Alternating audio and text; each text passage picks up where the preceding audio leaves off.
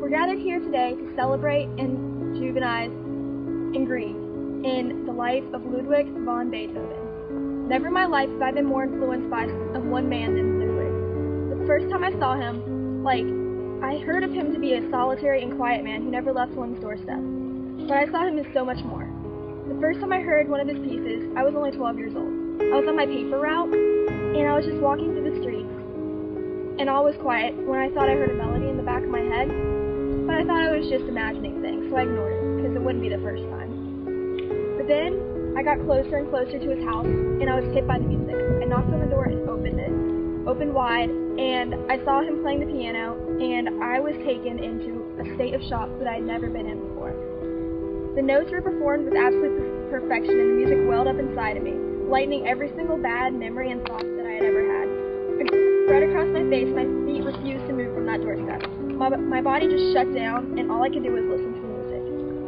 My eyes phased out, and they were no longer in reality. I was in a trance. The most beautiful sound I'd ever heard had empowered my thoughts, and the music made my heart soar.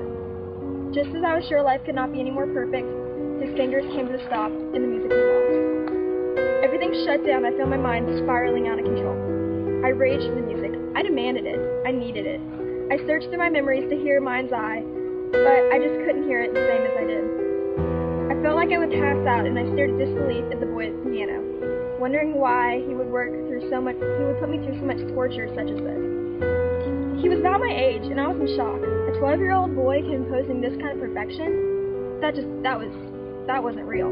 That was crazy. And that was new, too. Just as I believed I was never going to leave the boy's home, his father marched in, sending fear down my spine. I saw him yelling at the boy for faults that I couldn't tell, I couldn't hear, I couldn't see.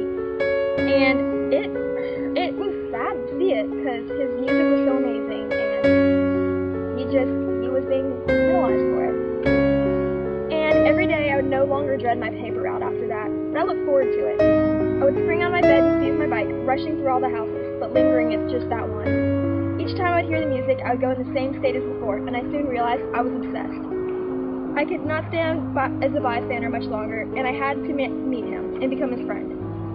More addiction influenced every out of friendship that I was about to create between Ludwig and I. I waited until his father left the house to go to the local market to deliver the paper. I was wearing my nicest dress. I needed every single bit of attention I could get from him if I was going to be his friend and get his attention. I walked right in, and he was at his regular spot at the piano, playing as always. When he heard my approach, he stopped and turned to face me. I could see curiosity in his eyes. I was not going to give up quickly as he just shrugged and looked back to his music. I tapped his shoulder and his body stiffened, and once he stopped the music. I had to try very hard to maintain a kind face as the music came to a halt. On the outside, I seemed as happy as could be, but inside there was a train wreck from the lack of the melody. "What are you playing?" I asked. I had asked him what he was playing, and he responded just by his own piece that he created himself. And that was even more of a shock to me than I could believe. And then from then on, I just decided that he was going to be my new best friend. Every morning at 9 o'clock, his father would leave and go to the market, and then I would come in. And every day I would listen to him play the song for me, and I would just sit there for hours and just listen to it. It went on for years and years. But one day I came in and I saw him pacing around, and that was different. Usually he was sitting at his regular spot at the piano.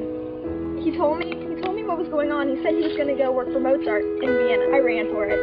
He was upset, and I was not going to take away this chance from him just because I was being selfish. I ran and left, and he left me in the musicless city. And months had passed, and I just didn't see him, and I thought I was getting better about the music addiction, but it really wasn't. In 5 years following that, Beethoven and I just stayed far away. I never saw him, I never communicated with him. But one day his mother was nearby. I saw his mother, and she was in pain, and then I saw him inside. He must have come home, and his mother died from alcohol addiction and illness. And I knew that he needed to be alone, so I walked away.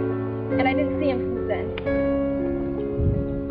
I didn't see him, but the news sure did, and I heard about him all the time. The news sees his talent, and so many years I paid so close attention to him. I suspected throughout the years that he was going to go deaf, but his hearing did go away, but his music didn't. It was as amazing as ever, and I was just shocked by the perfection of something he created. He became one of the most powerful composers, and he changed my world as I know it. Not only did he influence everyone with his strength to play when all was silent to him, he influenced me with music, teaching me to believe and love and trust in the song. He brought the gift of music into my life, and I'm forever grateful. This brings us back to where we are now, the present, where we're gathered here today to celebrate the life of this revolutionary man. He was 57 when he had lead poisoning, and his death will forever take away chunks of our hearts. For me, I wish I could have seen him one last time, but I know this time on earth is through. Like they said, all good things have to come to an end. Perfection does not exist, but through my life with Ludwig, I feel as I should counteract that statement. The person who said that must have never heard his music, and for that that will always live in my soul as perfection and utter beauty. Ludwig may be gone, but his music will last forever.